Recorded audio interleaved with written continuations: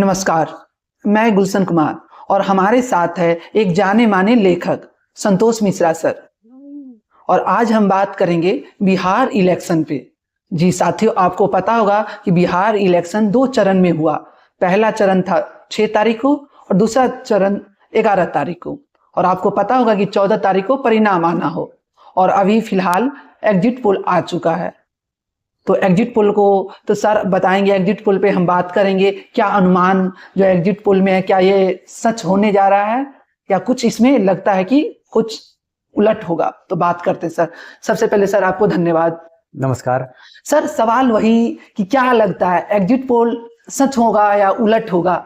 जो exit poll आपने देखा होगा, बहुत सारे एजेंसियों ने दिया है, तो आप क्या इस पे आप सोचते हैं? देखिए, जो एग्जिट पोल आया है कहीं ना कहीं इसमें आप ये कह सकते हो कि जो लगभग जितने एग्जिट पोल हैं उसमें सरकार जो एनडीए की बनती दिख रही है और कहीं ना कहीं एनडीए बहुत ही एग्रेसिव मोड में काम करना जो किया है उनका, उस चीज़ का फ़ायदा उनको मिलता दिख रहा है। दूसरा ये है कि केंद्र में जो अब जनता है उसको पता चल गया है कि केंद्र में जो सरकार है फाइल रुकनी नहीं है, तो हमें उसी के साथ जाना चाहिए। तो दूसरा विषय तो ये हो गया।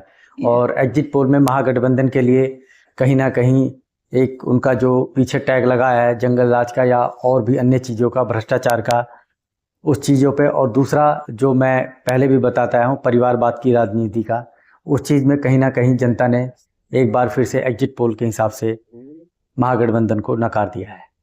लेकिन सर, जैसे ही एग्जिट पोल आया उसके बाद उसके अगले दिन तेजस्वी यादव जो आरजेडी के और घोषित मुख्यमंत्री है जो महागठबंधन के रूप में, उन्होंने ये प्रेस कॉन्फ्रेंस में बताया जो एग्जिट पोल आया है इस पे हम लोग विश्वास नहीं रखते हैं। और भी बहुत सारे जो ओपोजिशन के लीडर है और खुद राहुल गांधी, यहाँ तक ये लोग मानते नहीं, जो विपक्ष वाले हैं, कि एग्जिट पोल ये बिकी हुई एजेंसी है। इस तरह से उनका बयान है। तो आपको क्या लगता है, जो वो लोग बात इस पे करते हैं, तो क्या लगता है वो अपना हार से बचने के लिए बहाना है या आखिर में उनका कहना सच होगा? देखिए, जो एग्जिट पोल आया है कहीं ना कहीं ये आप ये कह सकते हो कि जो 2 चरण का चुनाव हुआ है और अभी तो ईवीएम बेवफा भी आने वाला है। ईवीएम या आप ये क्या इसका मायने क्या बेवफा, आप थोड़ा एक्सप्लेन करें। देखिए, ईवीएम क्या है, जैसे जैसे अब 14 तारीख नज़दीक आएगी, 14 को गिनती चालू हो जाएगी और 12-1 बजे के बाद ईवीएम के ऊपर ये ठीकरा फोड़ा जाएगा कि ईवीएम में धांधली करके या तो आप एग्जिट पोल को मानिए या ना मानिए। दूसरी बात यह है कि वोट चोरी का भी आरोप लगा था। बिल्कुल ठीक है। और फिर वोटर लिस्ट से नाम कटने का भी आरोप लगा है। तो इन सब चीज़ों को ध्यान में रखते हुए मुझे जो लगता है, अब जो विपक्ष या महागठबंधन कह रहा है कहीं ना कहीं उसको इस चीज़ का नुकसान, हार वो पचा नहीं पा रहे हैं। दूसरा ये भी आप कह सकते हो जो नीतीश कुमार का जो सीएम कार्यकाल है एनडीए में वो बहुत ही शानदार रहा, इसीलिए जो पहले से भी ज़्यादा सीटें जो लगभग चैनल दिखा रहे हैं बढ़ती दिख रही हैं। तो इस चीज़ को जो बीजेपी की रणनीति या एनडीए की रणनीति थी वो महागठबंधन पे भारी होती दिख रही है। दूसरा जो मैंने बताया जैसे कि ईवीएम के ऊपर बहुत ठीकरा अग्नि परीक्षा ईवीएम की होने वाली है, क्योंकि कहीं ना कहीं अगर हार हुई तो जैसे वो अपनी बोल रहे हैं कि हम एग्जिट पोल को नहीं मानते तो कल को ईवीएम के ऊपर वो धांधली का भी आरोप लगाएंगे कि ईवीएम में इन्होंने घोटाला किया, वोट कटौती का। या आपने देखा होगा कि राहुल गांधी ने वोट चोरी का भी आरोप लगाया था कुछ राज्यों को उठा के। और इन चीज़ों को देखते हुए मुझे लगता है विपक्ष अभी बहुत ही क्वेश्चन ढूंढने पड़ेंगे उसे काम करने के लिए, अगर बात करनी है तो। सर, सवाल आए, जैसे आपने नीतीश जी का जिक्र किया, तो क्या लगता है एनडीए के तरफ से मुख्यमंत्री का जैसे चुनाव तो नीतीश जी के चेहरे पे लड़ा गया, तो क्या लगता है मुख्यमंत्री कौन बनेगा? नीतीश जी एनडीए की तरफ से अगर सरकार बनती है तब? देखिए, कहीं ना कहीं जो एनडीए का अगर जो रुझान आए हैं अभी, या आप ये कह सकते हो कि एग्जिट पोल में उनकी सरकार बनती, तो अगर उनकी सरकार बनेगी तो इसमें सबसे बड़ा फायदा ये होता है कि इनकी अपनी विधायक दल की जो बैठक होती है उसमें ये लोग अपना डिसीजन लेते हैं। ये देश की राजनीति में, क्योंकि हम और आप भी लोकतंत्र में बैठे हैं, तो इसके ऊपर अगर चर्चा या बात हो रही है तो अच्छी चीज़ होती है। दूसरा, यहाँ पे विपक्ष या महागठबंधन की तरफ से तेजस्वी जी को सीएम कैंडिडेट घोषित कर दिया गया था और उप मुख्यमंत्री भी घोषित कर दिया गया था उनकी तरफ से, उनकी पार्टी मतलब महागठबंधन की तरफ से। तो कहीं ना कहीं एक प्रकार से ये भी कह सकते हो कि सीएम चेहरा को होते हुए भी और रुझानों में वो सरकार नहीं बना पा रहे हैं, तो इसका भी मुझे लगता है बहुत असर पड़ेगा। दूसरा, जो उनकी पार्टी ने पीछे काम किया है या उनके पापा के ऊपर जो आरोप भ्रष्टाचार के लगे हैं, जनता बहुत समझदार हो गई उस चीज़ों पे, कम से कम नीतीश जी पे भ्रष्टाचार के आरोप नहीं लगे। और दूसरा, जो परिवारवाद की राजनीति है, व्यक्तिगत तौर पे मैं इसके बहुत खिलाफ हूँ, क्योंकि हम लोग लोकतंत्र में रह रहे हैं। अगर मेरा भी मन है बिहार से चुनाव लड़ने का, मैं भी लड़ सकता हूँ, और आप तो बिहार से आते ही हो तो आपका भी मन होगा। दूसरा, मुझे भी पता चला कि आप बिहार से आए तो आप ज़्यादा बता पाओगे।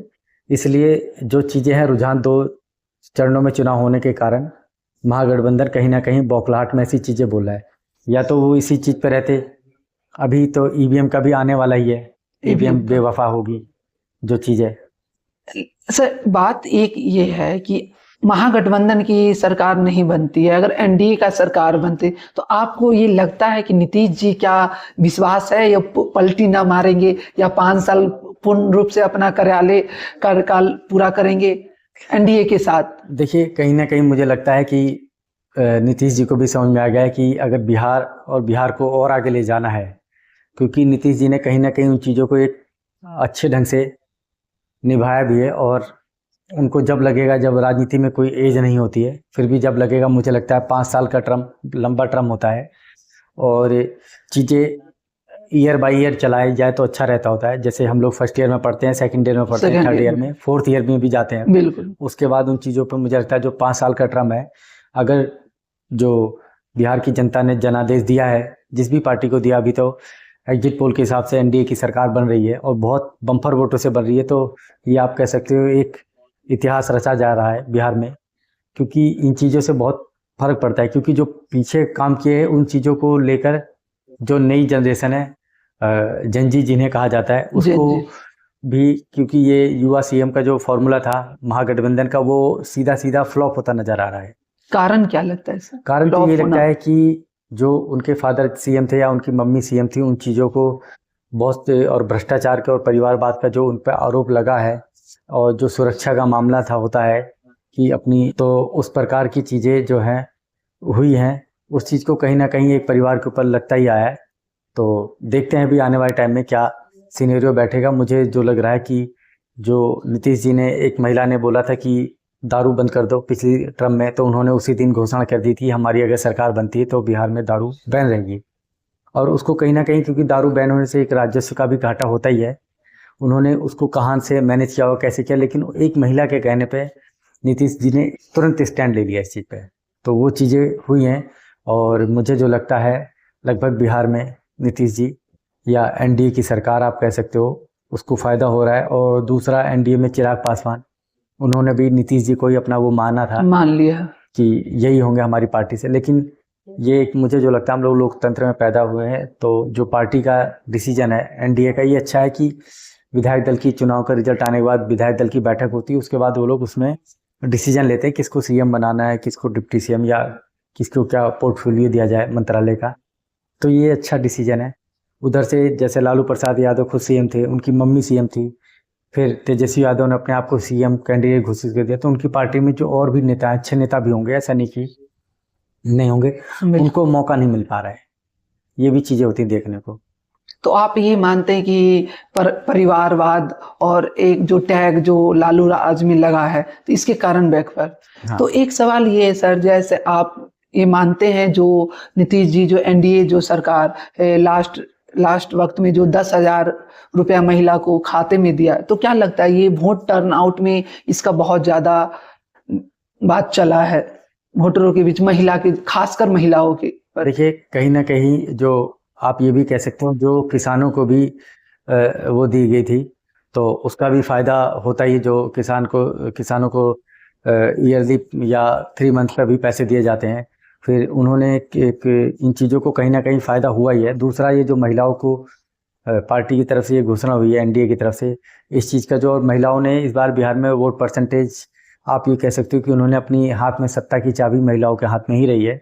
तो उसका मुझे भी एहसास है कि महिलाओं की जो वोटिंग है पुरुषों से मुकाबले ज़्यादा है, और वोट परसेंटेज जो बढ़ा है बिहार में, इसलिए इसका बिहार की जनता को भी श्रेय जाना चाहिए कि क्या कारण लगता है कि इस बार सर 9 से 10% वोटिंग टर्न आउट बढ़ा है? क्योंकि देखिए इस पे जो वोट परसेंटेज बढ़ा है, इसका कहीं ना कहीं जो महिलाओं का वोट परसेंटेज है, उन्होंने घर की जो लीड होने वाली कहानी होती है, घर में एक महिला को एक बहुत महत्वपूर्ण पार्ट होता है, उसने वोटिंग परसेंट बढ़ाने में कहीं ना कहीं बहुत मदद की है।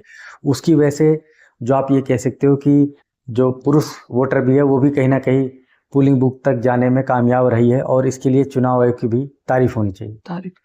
सर आपसे लास्ट सवाल यही पूछते हैं, जो एग्जिट पोल तो आपने देखा होगा, तो आपका एग्जिट पोल क्या है, आपका अनुमान क्या है, कितना आप दे रहे हैं सीट की? आपके हिसाब से आपने क्या आंकलन, आपके हिसाब से क्या लगता है? मेरा जो एग्जिट पोल है, कहीं ना कहीं मेरा भी यही है कि 150 और 160 के बीच में एनडीए को सरकार में आने के लिए। बड़ी पार्टी आप किसको मानते हैं, कौन होगा बड़ी पार्टी? बीजेपी या एनडीए में जो घटक दल है नीतीश जी का जयदेव? देखिए या आरजेडी? बड़ी पार्टी कहीं ना कहीं बीजेपी ही रहने वाली है। और बीजेपी तो क्या नीतीश जी बनेंगे मुख्यमंत्री या विधायक दल तय? विधायक दल तय करना चाहिए। तो धन्यवाद सर, आपने समय दिया। तो इंतजार करिए 14 तारीख तक, देखते हैं कौन बनता है, बिहार की चाबी किसके हाथ में। क्या लगता है कि नीतीश जी बनेंगे या तेजस्वी जी के हाथों में जाएगी कमान? तो देखिए 14 तारीख तक इंतजार करें। और अभी आपने देखा सर का अनुमानित और इनकी एग्जिट पोल। तो इसी तरह का वीडियो और भी देखना है तो बने रहे हमारे साथ, और चैनल को जरूर सब्सक्राइब करें। और आप चाहते हैं किसी प्रकार का टॉपिक और किसी विषय पे वीडियो बनाए तो कमेंट बॉक्स में जरूर बताएं, तो फिर से हम सर के साथ समय लेके वीडियो बनाएंगे। तब तक बने रहे हमारे साथ। धन्यवाद।